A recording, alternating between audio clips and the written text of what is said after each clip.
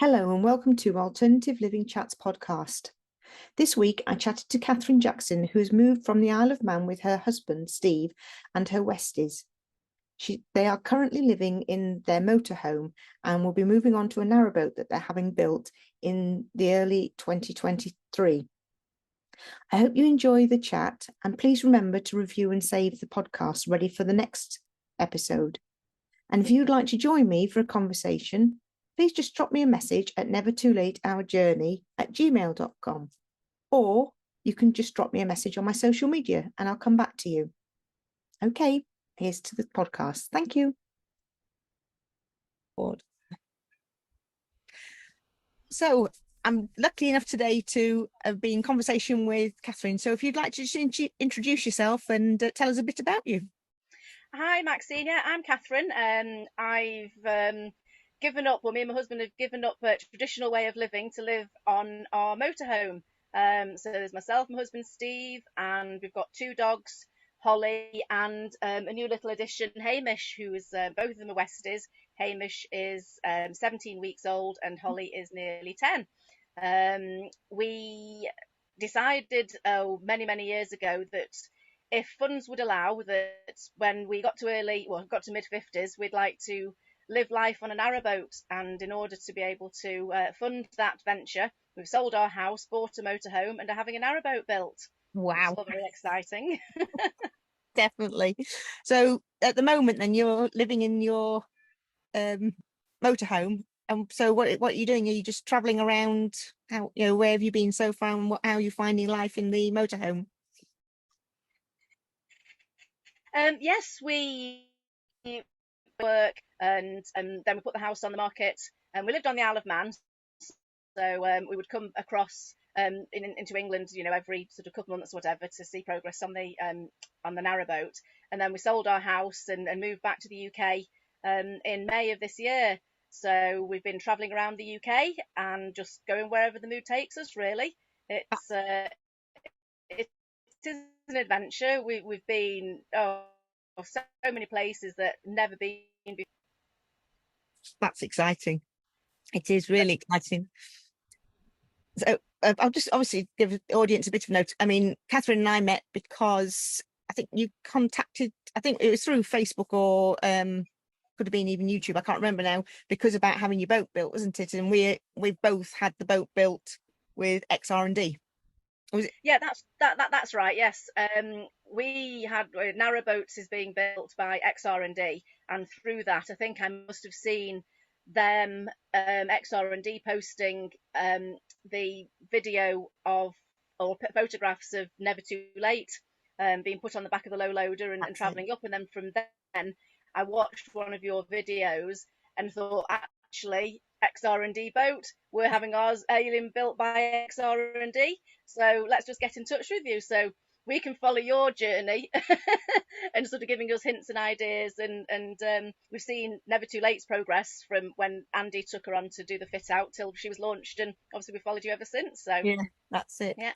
So it's definitely a nice lifestyle and everything. So what have you found difficult since moving into the motorhome, would you say? It's not so much difficult. It's being in such close proximity with somebody 24/7, Yeah. and it's very much a learning curve to give each other space, but to not have to, but within that close confines, and it's learning to live with each other properly again, isn't it? You get married, and you both go to work, and then you come back for a few hours in an evening, then you go to bed, and then you go to work again. So being on top of somebody in this close confines, that's quite difficult. It was also quite difficult with we did have another dog, Maisie. That was quite difficult when we found out that she was poorly, Yeah. and we registered with the vet in our local area where family come from. But we were travelling down the south of, Salisbury, Wiltshire, when we noticed that she was poorly. So that from then it was a very, very short illness. And so that was quite difficult. And wherever we pitched up at a campsite, the first thing we had to do was to find out where the vet was, just in case, because Maisie had lymphoma, which is a form of cancer. Yeah. And it's very short lived from diagnoses. So we were literally hanging on a knife's edge for sort of 4 or 5 weeks So that was quite difficult. But other than that, every campsite has been brilliant. There are some that you think, oh, we wouldn't come back here again, and some that you think, oh no, we'd really go back again. In fact, we've been back to one in South Wales on the Glanwsk estate twice now, because we just loved it so much. We love the Yeah, area, and yes, no, it's all good. that's good. And have you done any wild camping at all, where you just pull up and stop? Well, initially we did think that yes, we'd like to go and do some wild camping. The closest we hadn't got around to it. One of the things that we sort of discovered early on, living in a motorhome, the toilet that we've got, it's a cassette toilet, and you can't really go for more than 24 hours without having to be near Ah, an Elson point to empty it. So one of the things that I would like to do is to put a separator toilet in, like a compost toilet. I've yet to convince Steve to do that, but we are having that. I think I've just lost you. Oh no, That's it. It's all right. You've just come you're all back. right. That's it. Yes, Yeah. yes. Yes, I don't know if you got that. That we're still going to keep the motorhome, and we'll spend a couple of months travelling, maybe over the winter when the narrowboat might be a little bit too chilly, or we want to go skiing or something like that, or maybe get some winter sun. So, Yeah. um, So that'll so, be fun. so That'll yes, but definitely be yes, so nice. the closest that we have come to wild camping was in the New Forest. We found a campsite where there was no electric hookup, but they did have toilet Oh, that's a bonus. facilities, or not toilet facilities, sorry, Elsie point facilities, to be able to obviously fill up with water and to dispose of the chemical toilet waste. Yeah. So that was quite good from the point of watching what electrics we had available to us. So of Yeah. course, like on Never Too Late when you're cruising, or any narrowboat when you're cruising, it's all about the electrics. It's all about your 240 volt, your 12 volt. Isn't it?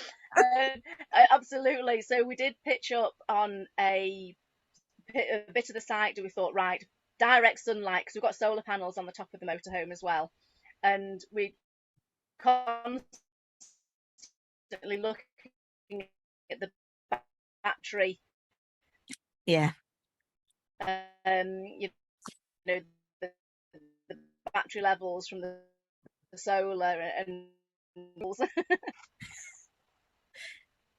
It is. It's a nightmare, isn't it? I think I keep losing you. I Keep know. dropping out. Hope but it's gone windy here, and I think it's affected our Wi-Fi slightly today. No, Hope if you yeah, saw. I'm on the site Wi-Fi, so I'm just going to go on to ours just to see if that's any better. Yeah. And say it's saying that I've got full. I tested it before we started, but Yeah, no problem. right. I'm onto ours now. That hope might do something. Might be better. Yeah. It was a little bit. Oops. Don't want that. Right. Okie dokie. No worries at all. Okay. Yes. So have you, so the battery, I know it doesn't, I think anything, if you're living as we all, we are doing now, it's the bane. It's just watching how much power you've got, what you can use, what you can't use. It's a constant. That's all you talk about. Well, yes, it is, and I did get a little bit. It was quite funny one night, about 3 o'clock in the morning, and I woke up and Steve had his phone, lit up, and like, what are you doing? And he went, well, I'm just seeing if it needs to be charging or not. To my man, we need to be charging in the daylight, not at night. And I'm like, what have you thought about that for at 2 o'clock in the morning? Oh dear me. It definitely is a bane. It's but I must admit, we're getting used to it now, and I think we've noticed a huge difference now because it's the winter, and like especially this last week we've had lots and lots of rain. Yes. um but hopefully because we've had more solars put on as well, so we've got lots and lots of power now. We should Yes. we seem to have enough, Yeah. as long as we've got enough to charge everything up during the day, and then Yes. we can manage during the evenings and everything, so it's not too bad. But it is it's such a different way of living, isn't it? That's the thing. It is, and I don't think anybody who lives where electricity, you don't even need to think about it, to come and do something like this. I mean, when we've done narrowboat holidays, I've never even considered that. Why couldn't you have a hairdryer? Why couldn't you have this? I'd never even considered No. it, and it's only since embarking on, obviously having Aileen, built and fitted out, and discussing, between ourselves what what are our wish lists for electric and this, that, and the other, and even learning about the different, like the 240 volt or your 12 volt or you, even learning about it. Yeah. I think it is. Nobody thinks about it, and you just plug your kettle in, and you just, switch your hair dryer on, or switch your hair straighteners on, and you don't even think about it, and No, it's it's a complete game changer. I mean, it really does make a huge difference. oh yes, And yeah, you and I think you're so much more careful as well, aren't you, of what you're doing and what you're plugging in. I mean, I used to always use the hairdryer in fact, I used to wash my hair nearly every day, yeah. and never even think about switching on the hairdryer. Now we've got to be going somewhere very nice for me to bother get my hair dried right now. So I just it's wash and go. It's just you just completely change the way, and it's like Yes. ironing. I always used to iron everything, but now again it's got to be very creased. If I can't get Yeah. away with it, I will do it. But it's amazing how little things that you have to change and everything. Yes, yeah, and even with the whole water situation as well. Obviously, electrics is one thing, but water is a Yeah, whole different.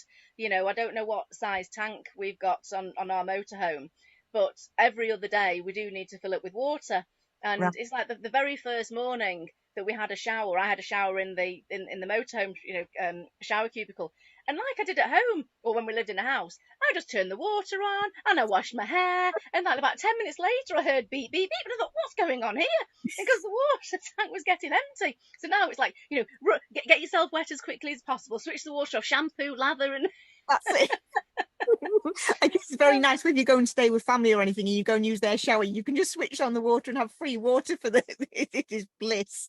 it Yeah, that's my is, it favourite bit is. when I go back to my mum's and we stay over. I Yes. say, "Oh, I'm just going for a shower." Yeah, yeah. 2 hours later, was Yeah, Maxine gone for a shack? Yes. Well, we went away. Both Steve and I ride motorbikes as well, so we'd booked a motorbike trip with some friends, and it was up in Scotland. And one of the days we got to the hotel, it had rained, and we got really wet. And then you get cold because yeah. it was late September, October. And I thought, oh, I can just get into a shower, and I can just have the water running, and it can just. It was the worst shower. It was worse than the motorhome Oh, shower. It was literally, run around and catch the drips. And I was so disappointed and I felt so upset because that's one of the things I was so looking forward to was having a good drench in the shower. oh no. I know. And the other exciting thing is as well, if you say go to somebody else's or your parents' house or we did a hotel or whatever, Yeah, using a proper toilet, yeah. a proper flushing toilet. It is. But I must admit, the first time I went and used their shower, which is, I think it was August, we went and stayed with them for a couple of nights. And the first time I was in, I was automatically going and switching it off again. I'd, I'd got into such a habit of switching it off Yes. after I'd got myself Yeah. lathered up. I think, no, I don't have to. Now, if I'd have gone to my mother and father-in-laws to do that, sadly Steve's dad passed away a couple of years ago, and they run a water meter, and he would literally, but he would have been watching, and That's it, time's up. that's it. Yes, yeah, Oh, absolutely. dear me. Yeah, So, what would fabulous. you say is the biggest plus that you've found since moving? Not to have to worry about the increase in electricity. Yeah, Well, not necessarily fuel, because obviously we're diesel and the yeah, motorhome, but the biggest plus it is seriously. I think it's not having that worry of of the electricity. I mean, one thing I have noticed is that the pitch fees that we're paying, they have increased from when we would probably say this time last year. And that has all got to be because of electric, because of course we're on electric hookup, yeah. the majority of places where we stay. So for us, it isn't that much of a problem for what we use on the motorhome at the moment, but the cost of electricity, I don't think that doesn't phase me at all now. That's it. That's and really and good. it's just a sense of freedom. Yeah, It yeah. really is just a sense of freedom that we're not conforming to this lifestyle that we used to have. And as you say, if my jeans aren't ironed, then okay, what of it? It That's it. was nice. It was nice though. The other day, I did some bedding washing, and in the laundry room here at this campsite, they had an iron, and there were no tokens, so I did iron my bedding. And at Yeah, first I was ironing my bedding. No, I don't care. I don't care for motorhome. I'm ironing my bedding. And then it was like, oh, just put it on. But oh, it was lovely to have just the ends of it ironed. that's it. It's the little things that make a huge difference, I think, don't they? I Definitely. think the luxuries that you used to have in the house, it's just being able to, when you do have a chance to make advantage of those, it's quite nice to, yeah. So what about like cooking on in the motorhome and everything? Do you have a full-size cooker or anything like, what facilities do you We have? have it is a very small cooker. It's smaller than what we'll have on the narrowboat. Yeah, But we have a cooker. We've got 3 ring gas hob. I also do have a Ninja food processor, yeah. which again that only comes out sort of like maybe once a week when we do a Sunday roast. We always have a Sunday roast, and I do have my own personal chef in my husband who Ah, does right. 99.9% of the cooking. And no, I think that was one of the difficulties to get our head around. This is where we live now. We're not on holiday. Yeah, It's not sort of buy ready meals because it's easy. We've got to get our heads around how we used to eat when we lived in bricks and mortar, and going to shopping. Shopping's quite frustrating sometimes. If we had to go to the supermarket, because I feel that I've got to like rush around, and I don't know where everything is in this supermarket, and I'm like going up and down aisles and thinking, because when you live in Hills, to go into a new supermarket every single time, you don't know where yeah, anything is, and I spend all my time going up and down, true. up and down aisles, going, oh no, I need this and I need that, and people must look at me and go, that woman's bonkers. So yes, getting your head around food and cooking, because it is a very very small space. Mm. When we move on to the narrowboat, we'll feel like we're in a palace because it'll Yeah, just be so much more space. So yeah, it is a challenge, but you can cook everything. Like we'd have roast chicken dinners, roast pork dinners, and that is a lot of the time using the Ninja. yeah. I don't think I'd like to put a joint in the oven. I think we'd be here it'll take till Christmas to cook it. That's one thing I've noticed with the cookers. It's so much slower.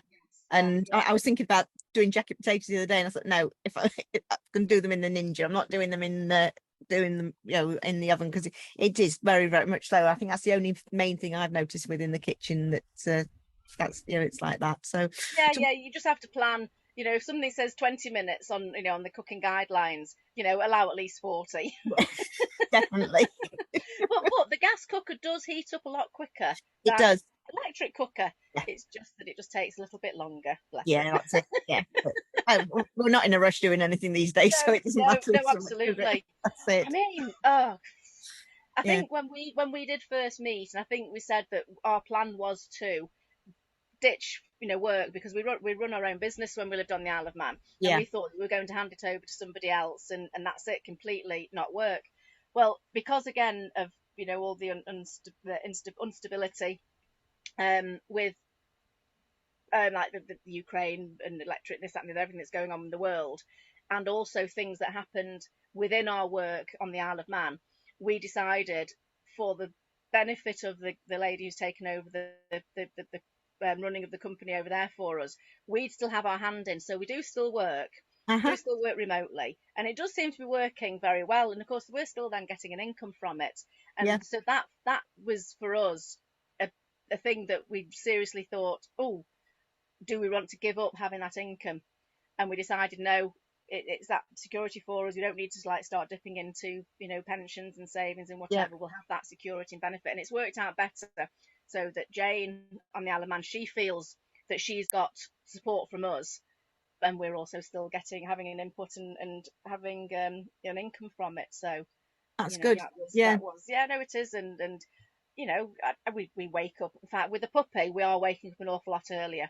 He does I like was to. just going to ask about how you're coping with having a puppy, and special having. I mean, it's friends of ours had one in in a narrowboat, so you don't get. Obviously, it's a lot more space, and even in the camper van, how have how do you cope having the pup? Hello, little man. Come on. We've actually said it's a lot easier. He's It's a gorgeous. little face. He's very, very Well done, cute. didn't you? He is very cute. It is. it's been a lot easier in terms of the toilet training side of it, because he's always within vision of you. So if you think, right, okay, he's been asleep, he's up now, okay, time to go out. And he has been very, very good. Yeah. Yes, in terms of him burning off his energy, that's been quite frustrating for him, I think, because he can only go like what? A couple of meters and then that's it. And then he has to turn around and come back again. But it has been, it's been a lot easier in a lot of respects. Yeah. And he's loving having us around. So is Holly, really. Well, no, Yeah. I think Holly's probably, she's a bit indifferent towards us, really. She's just like, oh, God, not you again.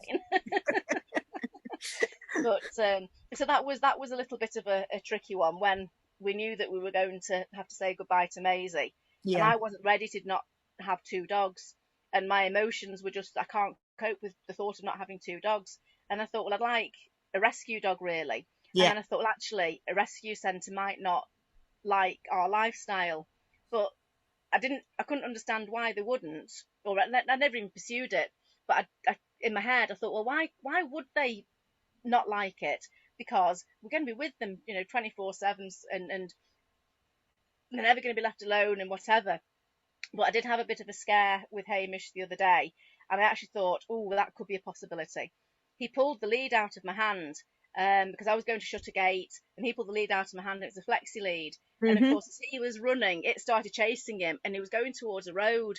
And I thought, oh. So I literally just stopped, shouted him, turned around and walked away, and just hoped that he'd come to me. And Yeah. actually, I thought it'd be that safety side of things that a rescue centre Yeah. wouldn't want that sort of lifestyle. But Yeah. I don't know. Yeah, no, I know of somebody who tried to rescue, and the centre wouldn't let. They tried a fair few places and ended up getting a pup because they live on a Y beam, but they've got loads of places they can walk and everything, but they weren't allowed to. So, but I know lots of places don't, so people end up having to get pups. Yes. So, Yes. Yeah. So, but no, it's all good, and we are just seeing the progress of Aylin, and that's so fantastic. so excited. So when are you hoping to launch? We just can't wait. Well, say, when are you hoping to launch? It'll on to the. It'll be spring next year. Uh-huh.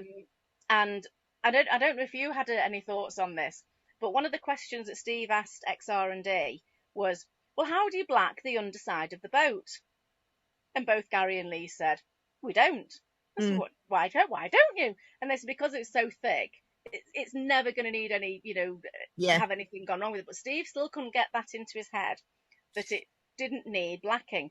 So there is a marina, Debdale Wharf, on the Grand Union, and they have a facility where they can jack it up. So that's yes, right. So when she goes in the water, which probably be like April time, hopefully next year, and we've got a slot booked with them in August, so we'll wind our way there so that then she can be brought out of the water and have the full Monty underneath, which is the zinc and the grit blasting and because Steve just can't. He just couldn't let it settle. That why did he go to all that expense of blacking up the sides and this, that, and the other, and not do the underside? He just couldn't. And I was sort of thinking, well, okay, we'll see if we can, but if we can't, I'm not going to break my back to try and find somewhere. Anyway, thankfully, the third place we found. Yeah, Debdale. We know a few people that have used them, and Steve said exactly the same. Next, when she comes out to be blacked, he wants the bottom doing. Yeah. But lots of people said to us that they haven't done that because as well, the amount of times we've scraped along the bottom. Yeah. Is amazing, and so it would have all scraped off. But I know when we take her out to be blacked in a couple of years' time. Yeah. The bottom's been done as well. Yeah, but we're not taking her out until that needs doing. That's no absolutely. Yeah. We've spent enough extra stuff, so we should draw a line. No, I absolutely fully get that. And to be honest, that the guys at Debdale said that it won't make any difference, to because they shot blast it anyway, and the blast it, whatever they do, and then put in the zinc oxide, and that'll never scrape off. So no, that's it. So all the scrapes and scrapes that you have won't. No, it won't affect it, which is good. No. So one thing that we will be very, very, say, mindful of and be so upset if anybody crashes into us or scrapes into us. Has that happened? Yes, we had only last was it 2 weeks ago when we were at Nottingham, and a rower went past and he's put a scratch on the side of the boat on the green. The black obviously has got lots, and Steve keeps like patching that back up, and that's we haven't scratched any of the paintwork until last week, and I was so upset. We've got some stuff. I'm gonna try and cut it out and everything, but it's and it's not as if it's somewhere that you can't see. It's blatantly visible, which is really annoying, but we'll see what happens. That's the only thing, because I was frightened still for ages because I didn't want to damage it. But now it doesn't. I went for a lesson when we went to Crick Show, and it's the best thing I did.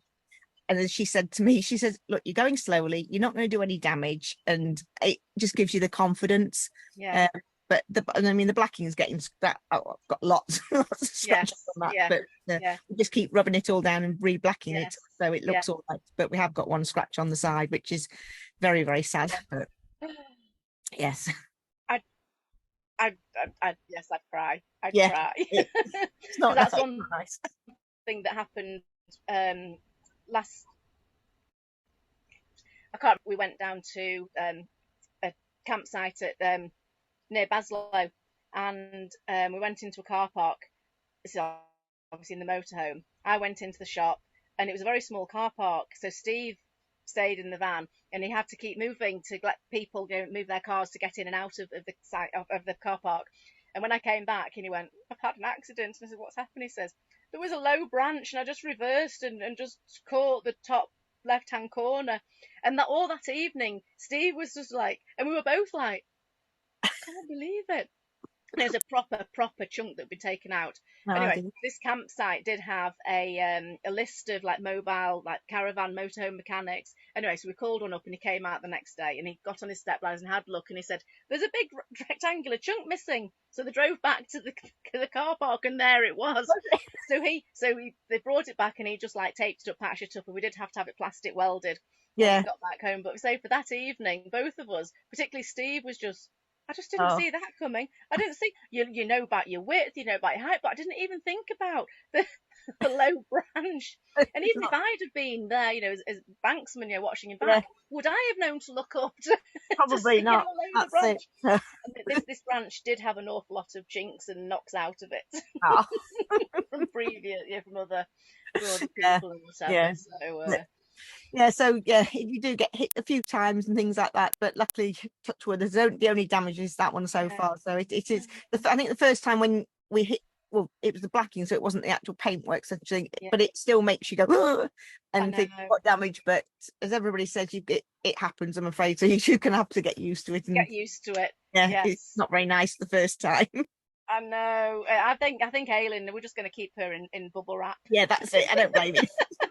You get a tender to go all the way round. No, absolutely.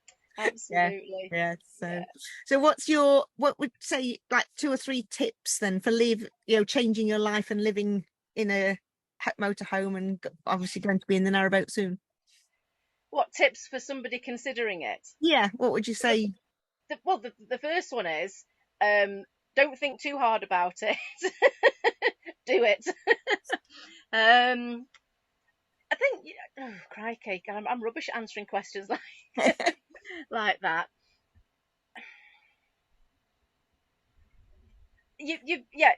No matter how much, like in terms of like downsizing to move on to somewhere smaller, no matter how much you think you'll need, you don't.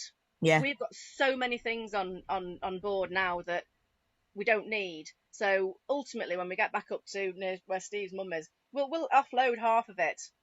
So as much as you think, I can't live without that, I can't live without that. Well, you can do. You can live very minimalistically and not miss anything. So I think that's a tip. You know, don't overclutter, because we are very, very cluttered. Very cluttered. So don't think too hard about it. Do it, and declutter as much as you can, because you don't need half the stuff that you need. And another tip is just enjoy. You just got to enjoy it, and life's not a rehearsal. You just got to do it.